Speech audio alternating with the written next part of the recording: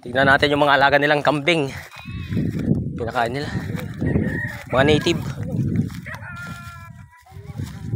Native na kambing. Me. Ang ganda ng bahay nila guys. So yeah.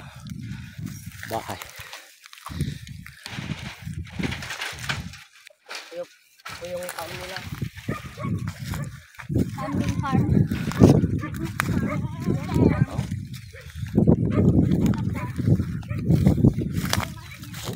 Ganito. Puro bunga.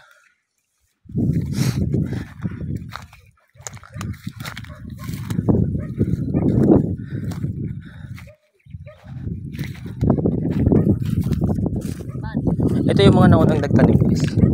Mga kwan na. Tuyo na yung tuyo ng mga bunga. Ayan. Pangit yung mga ganitong variety ng munggo. Yung ganito, yung puti. Kapag umulan kasi, madali siyang tumutubo, nasisira.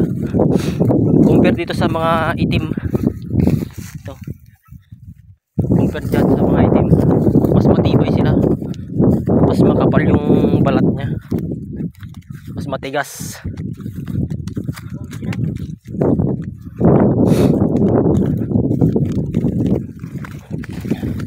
Kaya sa presyo, mas mura itong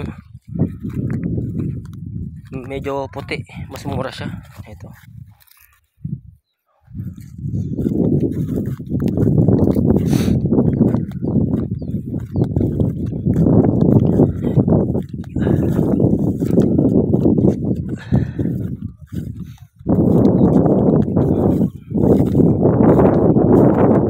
Ganito.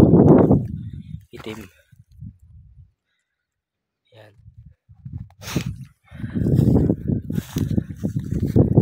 Ay, hintay dyan! Sa basta, oy!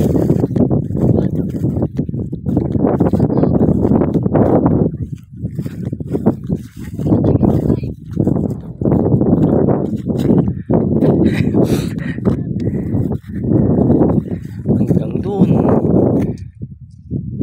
Meron lang nayalo na nagtanim ng mais dun sa dulo. Pero lahat na yan hanggang dun. Mula dyan. Mula dyan sa may kuwan. Sa may mga tubuhan. Paikot yan hanggang dun.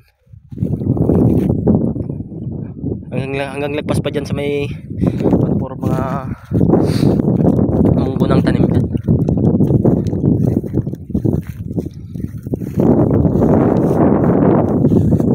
Ganito nangyayari guys pagka nasupatan sa potassium, nabubulag siya.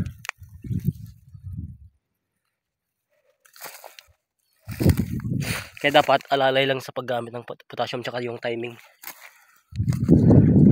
Yun ang napansin ko sa pagtatanim ng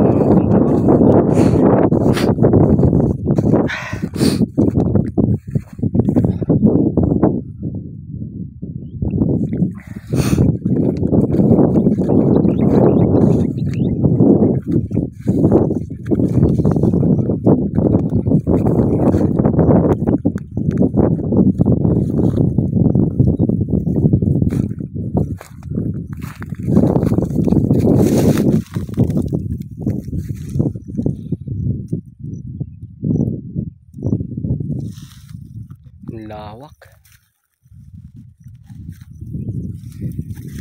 Sana hindi magbago yung presyo.